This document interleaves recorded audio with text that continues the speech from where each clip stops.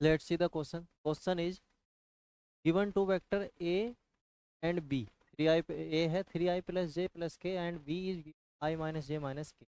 तो हमें फाइंड करना है area of triangle whose two sides are represented by two vector a and b. फिर area of the parallelogram adjacent sides are represented by vector a and b. Area of parallelogram whose diagonals are represented by the vector a and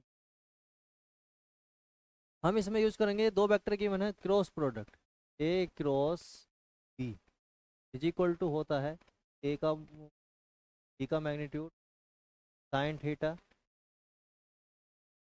तो first part area of triangle या area of parallelogram,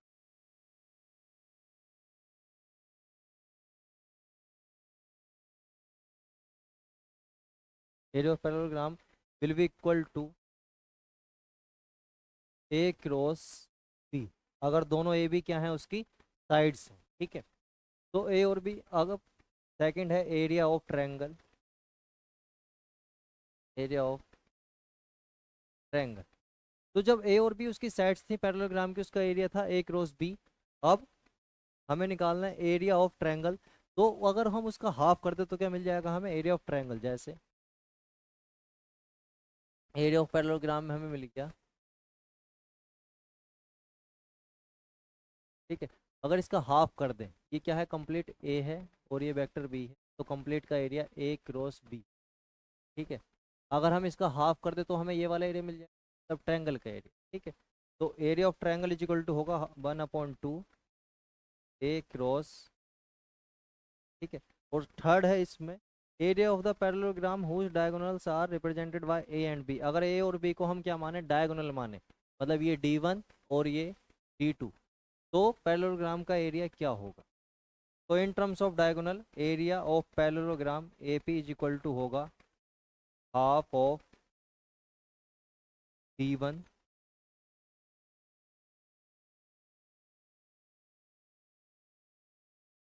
cross d2, जो कि क्या किया मैंने ए और B.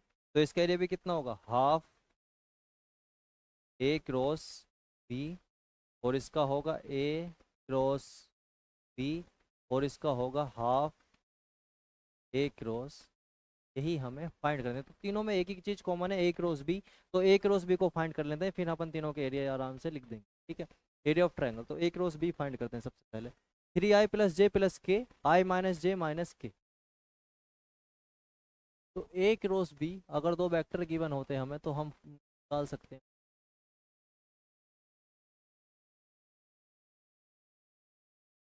कि आई के।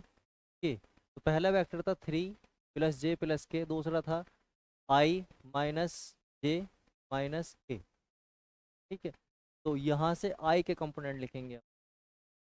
तो i के लिए सोल्व करेंगे तो ये खत्म हो जाएगा, ये वाला कॉलम, और ये वाली रो खत्म हो जाएगी, बचेंगे सिर्फ ये चारों। तो पहले इसकी मल्टीप्लाई करेंगे माइनस, फिर इसकी करेंगे, तो इसकी करेंगे तो -1, माइनस और -1 यहाँ से जाएगा तो यह जाएगा +1, और यहाँ पर होता है -j, तो -j। अब ये कॉलम खत्म हो जाएगा, ये रो खत्म हो जाएगी, तो अब ये चारों बचे, तो यहाँ से इसकी पहले मल्टीप्लाई करेंगे तो -3, और यहाँ से मल्टीप्लाई करेंगे तो -1 प्लस k बचा।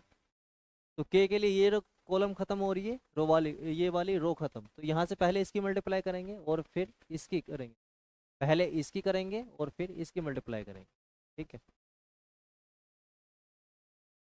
पहले इसकी मल्टीप्लाई करेंगे और फिर इसकी करेंगे, तो 1 1 1 माइनस, और यहाँ आएगा -3, तो एक और माइनस मतलब प्लस, तो यहाँ जाएगा प्लस।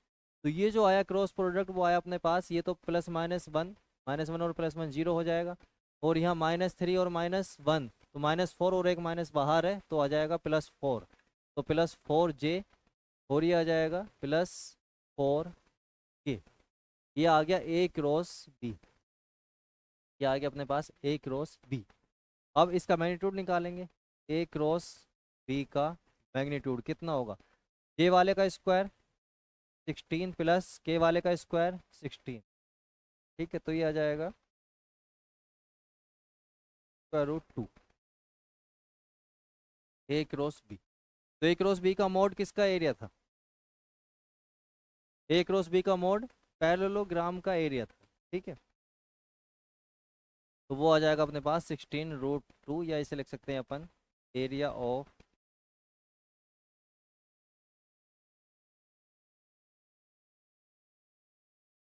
पैरेललोग्राम। अब इसे 2 से डिवाइड करके किसका एरिया निकाल लेंगे, ट्रायंगल का area of triangle. A T is equal to half of A cross B का, ठीक है। तो हाफ इंटू कितना आया 16, इसका √2, ये चला जाएगा 8, तो ये आ जाएगा 8 का √2, क्या आएगा ट्रायंगल का एरिया। एक और बचा लास्ट में, पैरेललोग्राम का एरिया फाइंड करना है कब, जब डायगोनल मान ले हम इनको, ए और बी वेक्टर को क्या मान ले, डायगोनल। तो डायगोनल मानेंगे तो ए प्लस बी, उसका करना पड़े ए क्रॉस बी, और उसका करना पड़ेगा हमें 2 से डिवाइड। अगर डायगोनल होते हैं तो एरिया होता है d1 cross d2 upon 2,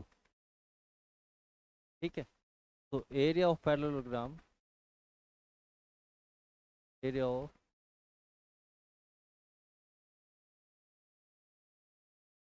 if a and b are the diagonal,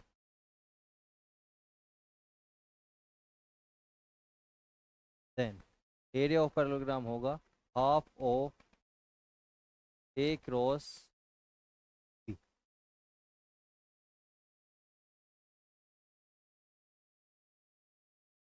half of A cross, और ये कितना आया था अपने पास, half of A cross b, 8√2। A p is equal to 8 root, ये सेम आ रहा है पर सेम है, क्योंकि यहाँ पर ए और बी को हमने क्या माना है, डायगोनल, ठीक है। यही हमारा आंसर।